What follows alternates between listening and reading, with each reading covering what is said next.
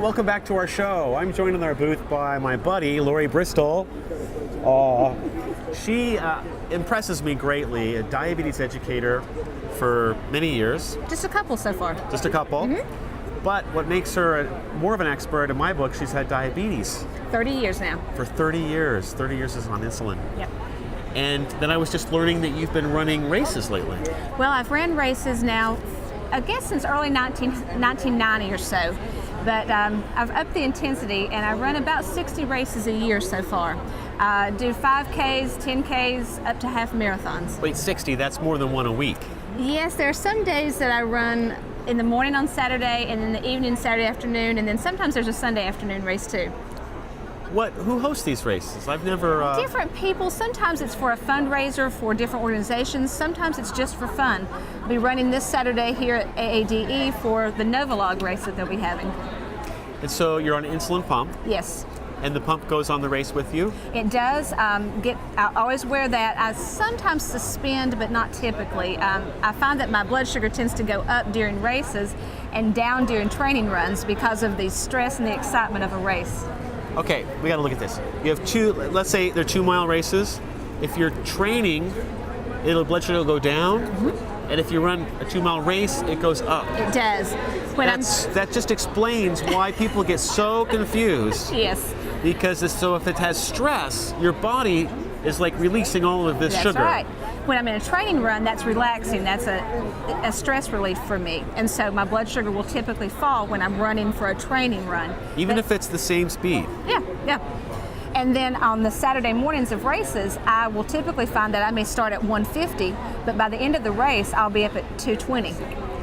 Even though I've ran that distance and not suspended, it still will go up. Again, I think because of the cortisol levels and all that. And that's just the stress releases cortisol and adrenaline and all those hormones. So how is someone, a viewer, to know? I just trial and error. It is, and up to the point that I got to wear the sensor, it was trial and error. I would check my blood sugar right before a race, I would check it right after a race, but I didn't carry a meter during the race because I don't want to have to carry that. But that's how I just learned over time, and I would correct it, but with a sensor, I could take care of it right then. Tell us more about using the sensor. You didn't find it, you found it worthwhile, obviously. Oh, extremely worthwhile. My insurance does not cover it, but I plan to purchase it for myself when I get ready. The data that I was able to glean from that, I made changes in my basal rate because every morning I was going up, and I figured out it was from stress of going to work. And so I noticed that made a change in my basal rate. I noticed that I wasn't bolusing fast. I tended to bolus right before I sat down to eat, and I found that if I really will bolus 15 minutes before I eat like I'm supposed to. That's the Humalog and Novolog? Yes. That will minutes. I could see that it didn't trend up quite as high. I was able to keep it more level if I would wait that 15 minutes like I was supposed to. You're getting me excited. I haven't worn this, but I think that would really be a great, because sometimes when you have diabetes as long as we have, you kind of have to start over. And I feel like I've published 10,000 articles about diabetes. It's so hard to go to the doctor and say, my blood sugars are too high, because I know everything, right? I mean, nobody can tell me anything. No, I'm just kidding.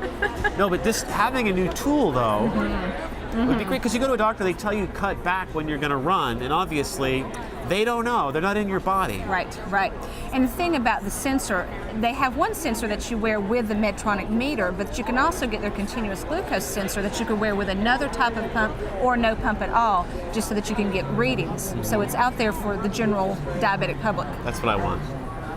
So you're recommending the continuous meter. Mm-hmm. And tell us about your practice and how you got involved in diabetes, became a diabetes educator. Well, I've been a nurse for 21 years so far, and I've done a lot of different jobs, but the diabetes program in my county, the lady was retiring, and she knew me because I was a school nurse.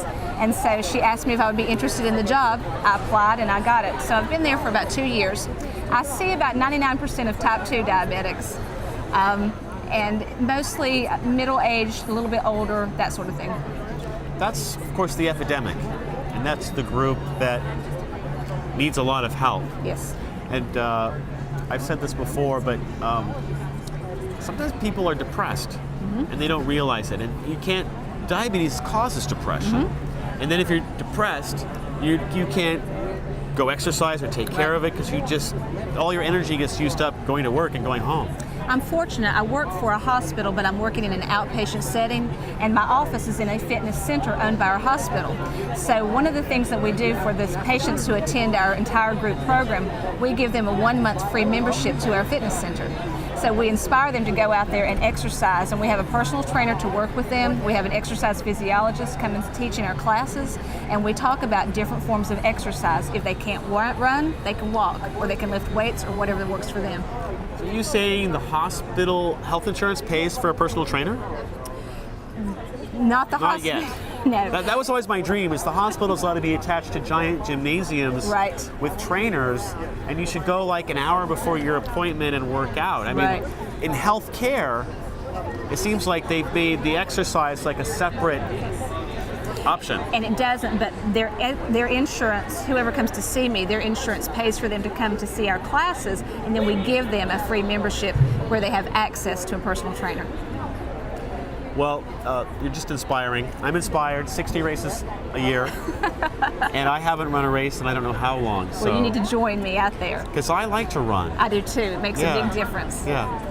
Thanks for coming on our show. Thank you so much. I'm going to give you a hug. Thanks.